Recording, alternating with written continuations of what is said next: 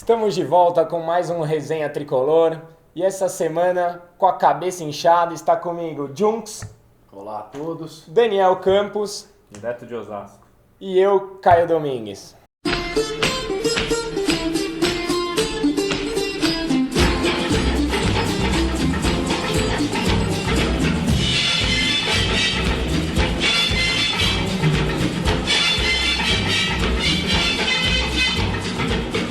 Essa semana foi bem difícil achar um convidado que queira vir falar aqui depois dos 4-1 contra o Audax. E, Daniel, depois de uma semana que tivemos um dos melhores jogos dos últimos 7 anos, na minha opinião, que foi o jogo contra o River, uma derrota dessa contra o Audax. O que aconteceu? Cara, aconteceu o que não podia, né? Uma estratégia equivocada, na minha opinião, de querer priorizar tudo e não ter foco. A gente podia ter poupado o time, já mandado para altitude para uma preparação para o jogo mais importante da temporada. Esse time titular, vindo de uma vitória do jeito que foi quarta-feira, blindaria a moral, e a gente pôs os caras para jogar contra o Audax, priorizando o Paulista mais uma vez e sendo derrotado de uma maneira absolutamente humilhante. Mas se a gente poupa os titulares e por um acaso perde, a gente hoje estaria aqui falando o contrário ou você acha que teria mesmo que poupar, Junks? Não, acho que teria que poupar, tirar um pouco a pressão do time, é uma coisa menos importante que a Libertadores. Agora eu não entendo também o porquê que ele faz esse rodízio no setor defensivo, que é um setor que tem que ser repetido várias vezes. A gente sabe que entrosamento de zaga é difícil, ele tira o Maicon numa situação dessa. Eu acho que ou decide-se pelo titular ou pelo reserva. Ele fez uma mistura, não fomos bem, obviamente, e oscila muito, esse é o perigo, oscila muito. Você cria um pico de esperança, um jogo contra o River muito bem jogado, e depois toma uma sacolada de 4-1 de um time que tem expressão nenhuma. Cara, eu acho até que a gente começou jogando bem. A gente começou numa estratégia de marcar pressão, eles se embananaram um pouco no começo. A gente tomou um gol em um momento que a gente era melhor, conseguimos buscar, mas depois caiu na armadilha dos caras, porque eles chamavam a gente no campo deles e a gente na pressão não saía o time inteiro, tomavam 2 nas costas e chegavam 8 contra 4. A gente estava no jogo, a gente até comentou isso, chegavam 8 caras contra 4 nosso e não tem defesa que dure. Podia ser Maicon, Lugano, podia ser o Miranda que não ia dar. E o que você vê de diferente no, por exemplo, comportamento de hoje para o River? Por que essa mudança tão grande em 3 dias? O que acontece? Eu vejo bastante coisa diferente, cara, e isso que me assusta, porque são os mesmos caras, né? Eu não sei se é a vontade do campeonato. Quer dizer, eu vejo uma coisa igual, que é o Denis falhando. Oba! Mas até na vitória de quarta-feira ele falhou. Então isso pra mim foi um padrão. Tirando isso, os mesmos caras se comportando de uma maneira diferente e a falta de visão tática de não enxergar isso aí, cara. Você vai pro sufoco, toma 2, 3 bolas nas costas, acerta esse 1-2 pra não ficar tomando contra-ataque do jeito que tomou. Cara, eu acho que a gente tá esquecendo do ponto mais importante que foi diferente de quarta para ontem. A torcida, óbvio. A gente ganhou o jogo na chegada do ônibus. A gente esperou o ônibus chegar. Sim. Era um corredor de fogo, uma energia que não tinha como a gente perder aquele jogo. Mas hoje a gente era a maioria no estádio. Era a maioria no estádio, mas eu acho que o foco do time era outro, sabe? Eu acho que a energia do estádio no Morumbi, quarta-feira, era um negócio tão absurdo. Eu acabei de falar, pra mim, um dos melhores jogos dos últimos 7 anos. Era um negócio tão absurdo. E hoje, por mais que a gente fosse maioria, não chegava nem perto daquilo. Os jogadores deveriam ganhar todos. Não tô achando aqui uma desculpa. O São Paulo tem time pra ganhar todos os campeonatos sempre. Não o atual, mas deveria. Mas eu acho que o foco dos caras era outro, sabe? Aí tomou 1, 2, e aí é o que você sempre fala aqui no programa. Mentalmente a gente se abala muito, sabe? Desaba. Você vê que o cara que entra, ele entra descrente que dá pra recuperar. Você vê o Kardec entrando, você vê o Centurião entrando. O Wesley é uma piada, mas os caras que ainda consideram jogador, o cara entra e ele não tá com o seu facão, vamos virar essa merda. Não vamos. Eu vou entrar aqui para ver se eu faço alguma coisa. E também acho que a falta de capricho, não sei se é capricho ou se é treino, mas tem situações de gols perdidos que estão fazendo muita falta. O Kardec tem perdido muitos gols. A gente tem, no momento que ataca, ele perde esse gol, muitas vezes toma o contra-ataque por uma besteira e muitas vezes a gente dança por causa disso. Faz falta, esses gols fazem falta pro São Paulo. É porque a gente não é um time que cria muito. Não, então, nas poucas vezes que a gente cria, tem que matar o jogo. Exatamente. Tem que matar o jogo, senão acaba morrendo. Pois é. E o Morumbi faz falta também, né? Não só a torcida, mas acho que tem um efeito do Morumbi de quarta-feira que é diferente. Mas culpa nossa, né? Que era só ganhar para passar em primeiro, não ganhamos e ficamos em segundo do E parece grupo. que foi na última rodada, mas não foi. Foi o Pois campeonato é. inteiro, Claro, empate bobo, claro. um monte de ponto que não podia perder, Sem não dúvida. ganhou uma fora de casa. Fato. Né? Então tá jogando em Osasco do jeito que foi hoje porque não fez por merecer, tá jogando em casa. Então, esse é um ponto importante. Não ganha fora de casa. O que esperar de quinta-feira? Empate. Um empate ou finalmente uma vitória para quebrar isso, porque a gente estava falando hoje, seriam 3 jogos na sequência fora de casa. E não tinha ganho um, ganhar 3, já não ganhou o Já não primeiro, ganhou né? o primeiro, né? Então talvez um empate lá seja suficiente para classificar e pegar provavelmente Boca ou River. E Pedreira. dados os 2 jogos que a gente teve essa semana, você acredita que qual é o São Paulo de verdade? Eu não sei dizer. O que eu acredito é contra o River, com uma força de vontade única, uma pré-eleição que mexa com eles, alguma coisa desse tipo. E eu espero assim um meio termo. Eu gostaria que achasse um padrão tático, alguma coisa assim, menos oscilante. Se perdesse de 1-0 hoje, eu já falo, 1-0 acontece, não foi tão assim, mas 4-1 é uma coisa assim, é muito discrepante o placar. É muito São Paulo classifica?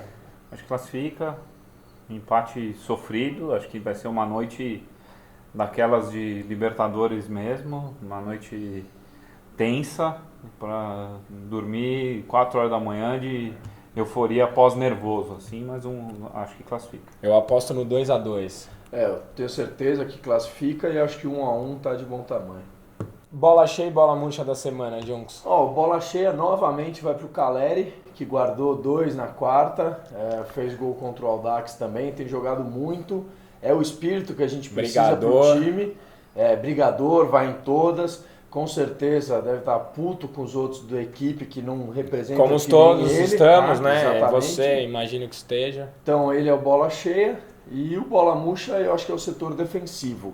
Eu ia dar pro Denis esse título. Se quiser dar. Não, é esse título. Só que já tá batido, o Denis tem falhado em todas. Acho que não é nem bola murcha, é bola fora da cartada aí. Legal. As perguntas dessa semana todas giram mais ou menos em torno do mesmo tema. O que acontece com o São Paulo de quarta para o São Paulo de domingo? A gente já respondeu um pouco aqui no primeiro bloco, mas eu acho que vale reforçar. O que você acha, Junks? Eu acho que é a mesma tecla que está faltando um padrão. O que acontece são momentos de sorte, momentos brilhantes e apagões. Acho que falta um padrão, eu acho que falta uma postura um pouco mais compactada dentro do campo, eu acho que falta uma coisa mais linear. Eu acho que tem oscilado muito e não era para ser assim. Já está com alguns meses de trabalho aí do Bausa e eu esperava um pouquinho mais de briga, um pouquinho mais do São Paulo. Dani, e o Caio Domingues quer saber o que aconteceu no segundo tempo contra o Audax que a gente não viu a cor da bola, Cara, o São Paulo vai pro segundo tempo contra o Audax com total chance de voltar e virar. Sim, eu tava mais preocupado em que tempo que a gente ia virar do que em tomar o terceiro e o quarto. Daí quando toma o terceiro gol no começo do segundo tempo, daí pra mim é onde o jogo acabou. Ali, você olhava na cara dos jogadores, o estádio de Osasco, a gente via a expressão dos caras, né? Não tinha, tirando o Caleri, que é um cara que quer ganhar, independente, o cara não aceita perder para o ímpar, mas os outros, cara, ninguém tava falando, puta, nós vamos virar isso aqui, nós vamos classificar, nós vamos... Não vamos, cara. Nós não vamos. Com esse espírito, nós não vamos. E acho que tem uma diferença grande do jogo de quarta para hoje, que é a questão do João Schmidt, que parece uma coisa Claro. menor, mas não é, cara. Ele acabou com o isolamento do Caleri, Isso, porque ele era um acabou cara mesmo. que ajudava a Acabou distribuição da bola, fazia o Ganso pôr ela pra correr. E o Hudson e o Thiago não fazem isso. Nenhum dos dois faz isso. Nenhum dos dois faz próximo disso. Fato. Então faz muita diferença, porque o Baus achou o time. No 6-0, no 2-0, o time que funcionou e que ganhou o jogo é o mesmo. Sim, sim. Né? E o que muda? É Maicon e João Schmidt, do time que estava hoje em campo. Não deveria ser tanta diferença. O Ricardo Lima me perguntou se eu achava que isso podia acontecer com o São Paulo. Eu acho que eu só percebi que isso ia acontecer quando estava 3-1 e o Wesley entrou. Ali eu falei, Aí, acabou. nada Aí mudou, nada só vai piorou. acontecer, só tende a piorar. E realmente eu fico espantado porque as alterações do jogo contra o Audax não foram coisas táticas ou para ganhar a bola no meio de campo que nem a gente estava perdendo todo. Foi 6 por meia dúzia. Tirou Mas dois era falta de atacantes. opção, nosso banco Pois estava é. muito fraco esse Mas Mas jogo. acho que até teve uma tentativa dos dois centroavantes com o Kardec na Mas era o área. meio que precisava, Então, né? só que é isso que eu Pois é. questiono. Ela é Pois errada. Pois é. Porque estava precisando no jogo, ela é a opção ruim. E o São Paulo, mais uma vez, com aquela sorte de o cara que tá dando certo, que tá encaixado no time, parece machuca. que é o João É Schmidt. uma né? zica também que eu vou te contar. Para a gente entender o que não funcionou hoje, acho que é importante a gente lembrar que o Fernando Diniz é um técnico que faz um negócio diferente no futebol, que ele não permite chutão. Ele quer que o time dele saia jogando desde da pequena área e vá tabelando até o gol adversário, que é uma coisa super arriscada. São Paulo entendeu isso e foi para cima para fechar essa marcação. Então, quando a gente olha na mesa aqui, São Paulo ia em 4 marcar lateral, marcar zagueiro, fechar goleiro, às vezes ia até em 5, porque esse meio aqui sai jogando. Eles faziam uma tabela de 1-2, eles estavam nessa faixa do meio campo, esses caras estavam correndo atrás, só que eu já tenho isso aqui preenchido, pegando nossa defesa em 4, às vezes 5, contra 6, 7. Então ficava muito exposto, né? Quando a gente vê as alterações, né, e ele põe o Kardec, tira o Michel, põe o Centurion no lugar do Kelvin, não mudou absolutamente nada. O que ele precisava preencher era isso aqui, ele ficou com 2 centroavantes ainda mais parados, que não tinha mobilidade de correr atrás, e o Centurion e um Ganso mais cansado no segundo tempo. Então é uma substituição que não resolveu o problema principal. Uma tabela de 1-2 aqui, vinha com isso aqui descoberto. Por isso que ele pôs o Wesley. Acho que sim. O que eu não entendo é porque não o Rogério nunca e o Centurion sempre. E eu achei que faltou povoar um pouco o meio de campo, sim, que esse espaço ficou nítido na hora da saída de bola. Mas o Wesley não dá para entender, né? Eu não quero nem pôr ele em campo, porque eu não quero fazer a mesma coisa que o Bausa fez. Né? Em respeito a vocês, eu não vou pôr o Wesley em campo. Mas a questão é, por que quando a gente saía com 5 para marcar, a gente não tomava a bola e tomava a bola nas costas e, quer dizer, e tomava, vocês entenderam. E por que quando eles chegavam com jogadores a mais, eles levavam vantagem? Quando a gente tinha vantagem numérica, a gente levava desvantagem. Quando eles tinham, eles também levavam. É que a gente não chegava a ter a vantagem numérica, né? Porque eles usavam o goleiro como um quinto Escape, homem. né? Que é um paspalhão, cara. Ainda Que é um deu paspalhão. Pô, Ano né? passado era o Tivemos mesmo várias goleiro. chances. A gente atropelou os Várias caras no Morumbi, chances. então. exatamente apertando o goleiro. Várias chances. Só que o único cara que tava com gana de apertar os caras de fato era o Caleri. Caleri. Os outros cercavam. E a Quando gente você chegou a roubar cerca e essa não bola, dá o né? bote, quando você cerca e não dá o bote, você não vai roubar a bola, você vai dar espaço. E a gente daí, chegou a roubar a bola com o Hudson. por O exemplo, gol não saiu aproveitou. numa roubada de bola Isso. do Michel. Então, Thiago Mendes perdeu um gol cara a cara também, que a gente apertou e roubou essa bola. Então, dava para ter feito isso muitas vezes. A questão é, para dar muitas vezes, você precisa fazer certo muitas vezes. Então, para preencher esse espaço aqui que a gente está falando, qual que era a substituição ideal? Substituição ideal, pensando na ausência de um volante do tipo do João Schmidt, o que eu faria? Deixaria o Michel como segundo volante para ter um cara que passa melhor, né? Então, eu tenho uma substituição mais ou menos do que é o João Schmidt. Hudson e Thiago tanto faz, para mim eles são bem parecidos. E daí eu deixo ou o Centurion ou o próprio Rogério Fazendo a meia no conversa, esqueminha né? dele ali. E não colocaria o Kardec também como um segundo centroavante, porque o segundo centroavante é mais lento do que um atacante rápido. Um Rogério que corre mais. Agora eu te pergunto, se tudo der errado, Deus me livre, na quinta-feira que vem, mantém o Bausa? Cara, acho difícil. Acho Eu, que Você manteria? Acho difícil manter, eu manteria num exercício de convicção, né? Acho que, puta, dificílimo de segurar para um brasileiro. Eu manteria porque eu acho que tem que dar mais tempo de trabalho, mesmo não gostando do que eu tô vendo. Mas num futuro médio prazo, eu não sei se o Fernando Diniz não seria uma boa aposta. O Fernando Diniz teria que ter vindo quando saiu o Osório. Osório, porque é mais ou menos um esquema de perfil. uma linha de jogo que a gente deveria ter seguido. Com peças ruins, ele faz um time Exato. jogar bola. O que me preocupa em manter o Paton é o aproveitamento histórico dele. Na LDU foi 40 e poucos por cento, São Lourenço 40 e poucos por cento, no São Paulo não está muito longe disso e não ganha fora. Em brasileiro com 40% você briga para vai. não cair. Eu acho que o São Paulo é maior que isso. E, cara, tem uma coisa que me preocupa é o afastamento total da torcida.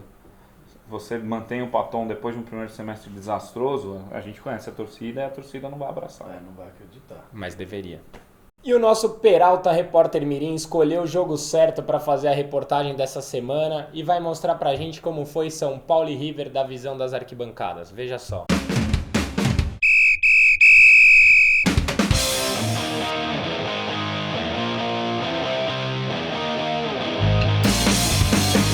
Entramos, porra! Vamos! Não alugo estádio, sou ex-brasileiro, nunca fui rebaixado. São Paulo, São Paulo, São Paulo!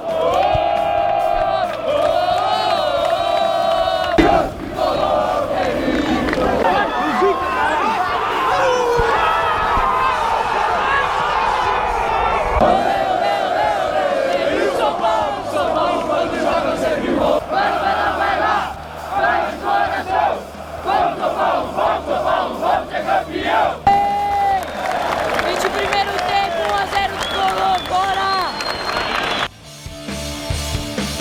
Dale, dale, dale, Tricolor, dale! Um dia que tudo existe, eu não quero sorrir nunca mais. O Tricolor, tu és a eleição, o Tricolor, tu és a alegria, o Tricolor, tu és meu viver, o Tricolor, eu amo você! Michel.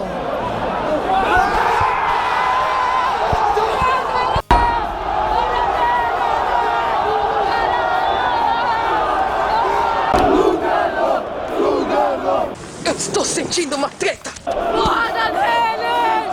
Salve o Paulista! Amado do brasileiro! Gol dos caras! Gol dos caras! Sempre vou te amar e vamos, vamos, Tricolor! Vamos, não para de lutar! Que sufoco! Sai, sai, Zica! Ambia. Sai!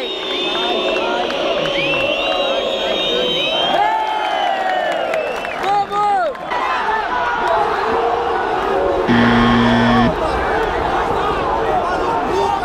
Isso é São Paulo! Isso é São Paulo, caralho! Isso é São Paulo, caralho! Vamos, caralho! Isso é São Paulo! Desde o nosso projeto piloto, toda segunda-feira, depois que o programa vai no ar, meu pai me liga para elogiar ou cornetar e toda vez ele me pede para contar uma história aqui de que ele e meu avô iam todos mês, semana, não me lembro, no banco pagar o carnê do Morumbi. E hoje eu posso contar essa história porque você nos ajudou a escolher. O compromisso com a história hoje é sobre nossa casa, é sobre o lugar em que a gente é feliz, sobre o sacrossanto Morumbi.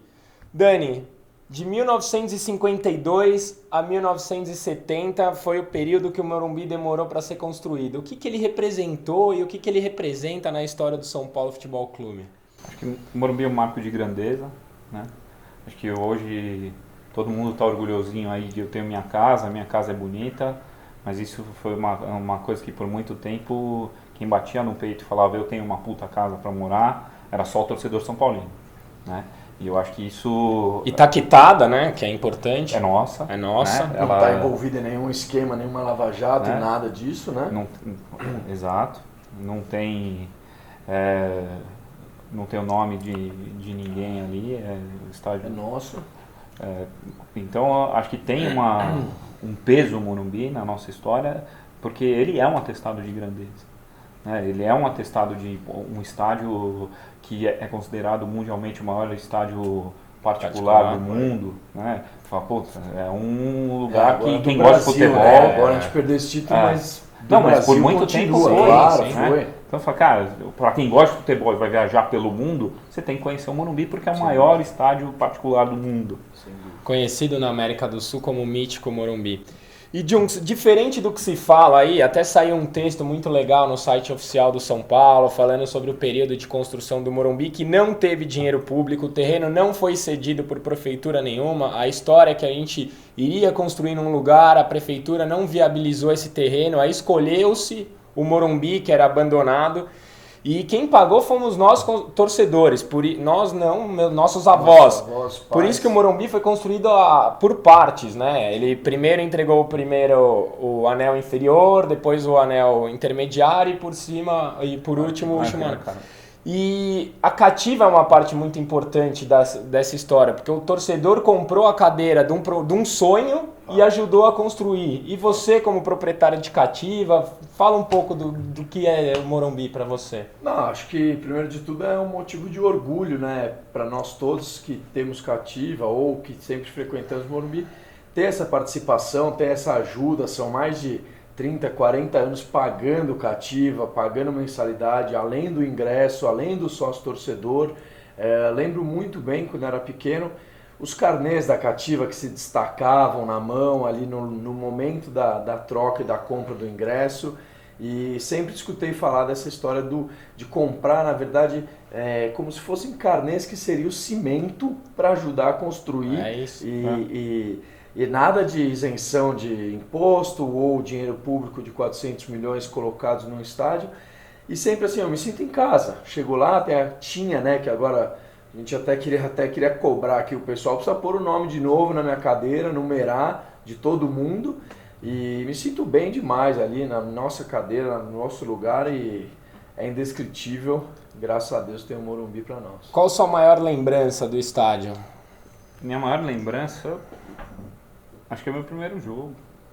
Qual foi? Conta aí. São Paulo e Grêmio. Os nossos 10 milhões de telespectadores. Acho que até quando a gente falou do Raí, eu citei no contexto Raí, mas eu entrei no Morumbi e vi um gol do Raí.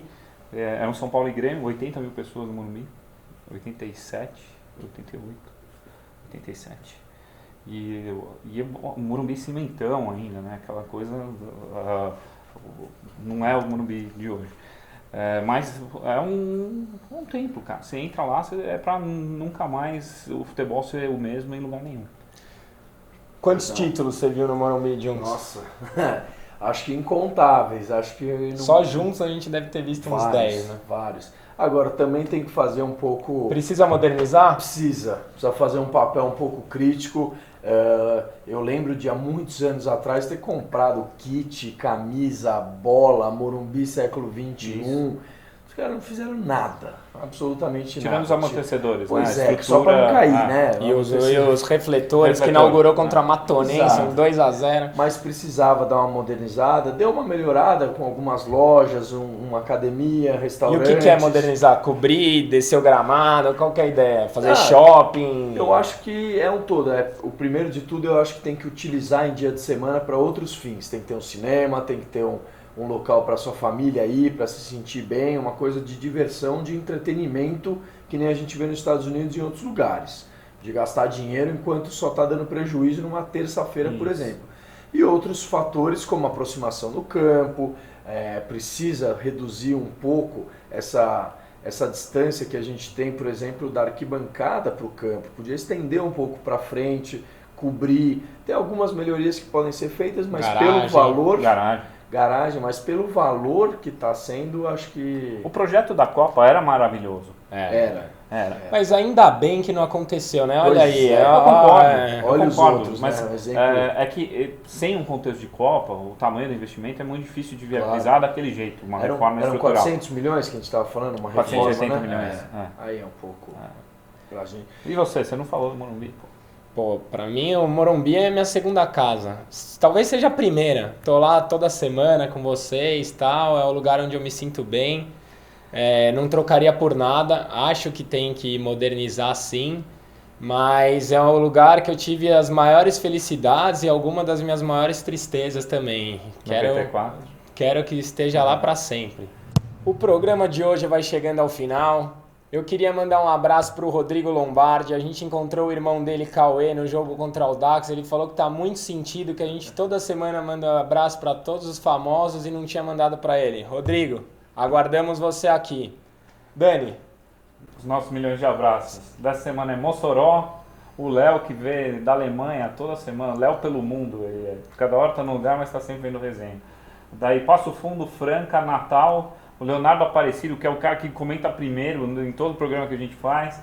O pessoal de Mongaguá, o grupo Os Soberanos e os Versos Soberanos também, que pediram um abraço. Grande abraço, valeu. Eu esqueci só pro grupo Tricolores também, que sempre... Te encontrou no último jogo. Que me encontraram no último jogo. Os caras mandaram foto com a gente, legal pra caramba. Bem bacana também. Queria agradecer a participação de todos.